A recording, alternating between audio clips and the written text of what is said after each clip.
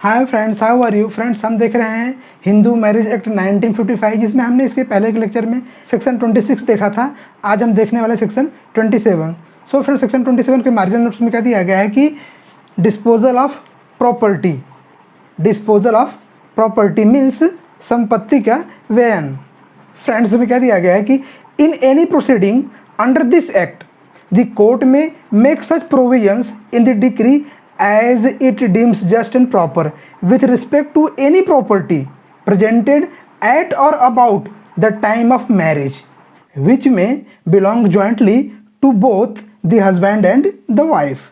So friends, इस section में क्या दिया गया है कि इस एक्ट के अधीन किसी भी कार्यवाही में कोर्ट जो है वो ऐसी संपत्ति के बारे में मीन्स ऐसी प्रॉपर्टी के बारे में जो शादी के समय या फिर शादी में उपहार के रूप में दी गई हो और जो संयुक्त पति और पत्नी दोनों की हो, डिक्री में ऐसी प्रोविजन कर सकेगा जिन्हें कोर्ट न्याय संगत और उचित समझे। मीन्स इस सेक्शन में दिया गया है कि किसी भी प्रोसीडिंग में, चाहे वो प्रोसीडिंग जो है वो मेंटेनेंस के लिए हो, चाहे वो प्रोसीडिंग डिवोर्स के लिए हो, चाहे वो प्रोसीडिंग जो है वो रेस्टिट्यूशन ऑफ कंजुगल राइट्स के लिए हो, कोर्ट जो है ऐसी किसी भी प्रॉपर्टी के बारे में जो प्रॉपर्टी पति और पत्नी को शादी के समय या फिर शादी में उपहार के रूप में मिली हो और जिसके मालिक वो दोनों हों, मीन्स वो प्रॉपर्टी दोनों को बिलोंग करती हो, तो ऐसी प्रॉपर्टी के बारे में कोर्ट को जो न्याय संगत लगे या फिर कोर्ट जो उचित समझे वैसा डिसीजन कोर्ट दे सकता है। ठीक है। सो फ्रेंड्स, इसको हम एक एग्जांपल द्वारा समझते हैं कि सपोज ए और बी जो है वो हस्बैंड वाइफ हैं, इन दोनों को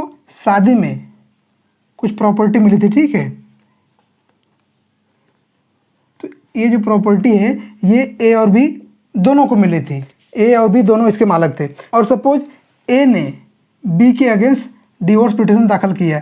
ए जो है बी से डिवोर्स लेना चाहता है, तो उस डिवोर्स प्रोसीडिंग में कोर्ट जो है वो इस प्रॉपर्टी के बारे में, जो प्रॉपर्टी ए और बी दोनों को उनके शादी में मिली थी और इसके मालिक ये दोनों हैं, तो इस प्रॉपर्टी के बारे में इस डिवोर्स के डिक्री में, कौन सी डिवोर्स डिक्री, जो डिवोर्स ए ने बी के अगेंस्ट दाखिल किया था, उस डिवोर्स पिटिशन में जो डिक्री पास हो रही है उस डिक्री में कोर्ट जो है वो इस प्रॉपर्टी के बारे में जैसा कोर्ट को न्याय संगत लगे, जैसा कोर्ट को उचित लगे, वैसी प्रोविजन इस प्रॉपर्टी के बारे में कोर्ट जो है वो उस डिक्री में कर सकता है। ठीक है। लेकिन फ्रेंड्स, यहाँ पे ध्यान देने वाली बात यह है कि कोर्ट जो है वो उसी प्रॉपर्टी के बारे में निर्णय ले सकता है जो प्रॉपर्टी ए और बी दोनों को बिलोंग करती हों, जिसके मालिक ए और बी दोनों हों। तो इसमें जो है वो वाइफ का स्त्रीधन नहीं आता। मीन्स जो प्रॉपर्टी बी को मिली होगी उसकी शादी के समय, उसकी शादी में या फिर शादी के पहले या शादी के बाद में उसके माँ बाप के द्वारा किसी से भी जो भी प्रॉपर्टी बी को मिली होगी वो प्रॉपर्टी बी का स्त्रीधन माना जाएगा और वो जो स्त्रीधन है वो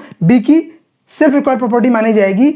उस प्रॉपर्टी के बारे में कोर्ट जो है वो सेक्शन 27 के अंदर कोई डिसीजन नहीं ले सकता। मीन्स जो प्रॉपर्टी वाइफ को मिलती है उसके माता पिता से या फिर उसके शादी में गिफ्ट के तौर पर, या फिर शादी के पहले या फिर शादी के बाद में, या फिर उसके सास ससुर से जो भी प्रॉपर्टी उसको दी जाएगी, चाहे वो उसके ऑर्नामेंट हो, चाहे दूसरी कोई मूवेबल प्रॉपर्टी हो या चाहे इमूवेबल प्रॉपर्टी हो, चाहे अचल संपत्ति हो और चाहे चल संपत्ति हो, जो भी प्रॉपर्टी होगी बी की मीन्स वाइफ की, वो वाइफ की सेल्फ रिक्वायर्ड प्रॉपर्टी मानी जाती है। ठीक है।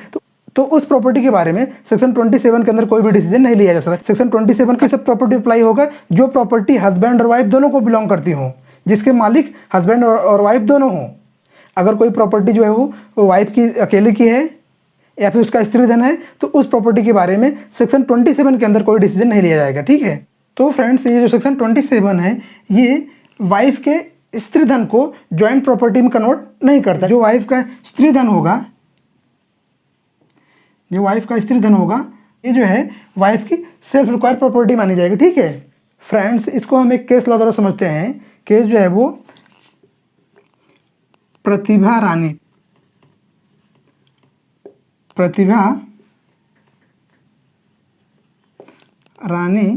वर्सेस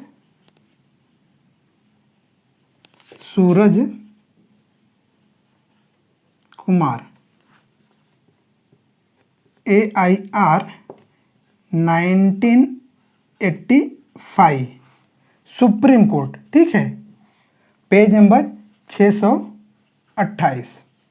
तो इस केस में क्या हुआ था कि ये जो लेडी है प्रतिभा रानी, इसको जो है इसके माता पिता ने इसके शादी में 60,000 का जो है 60,000 का ऑर्नामेंट दिया था। ठीक है। और वो जो ऑर्नामेंट्स थे, वो जो गहने थे, वो प्रतिभा रानी ने क्या किया, उसके इन लॉज को मीन्स उसके सास ससुर को दे दिया था रखने के लिए।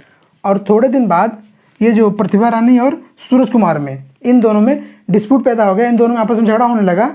और इन लोगों ने मीन्स सूरज कुमार और उसके घर वालों ने प्रतिभा रानी को घर से निकाल दिया, और घर से निकालते समय उसका जो ऑर्नामेंट था 60,000 रुपये का, उसको नहीं दिया। ठीक है, तो ये जो गहने थे इसको लेने के लिए प्रतिभा रानी ने इनके ऊपर केस दाखिल किया इंडियन पिनल कोड के सेक्शन 405 के अंदर, means criminal breach of trust के लिए। ठीक है, और ये जो मैटर है ये जो है पंजाब और हरियाणा हाई कोर्ट के पास पहुंचे। ठीक है,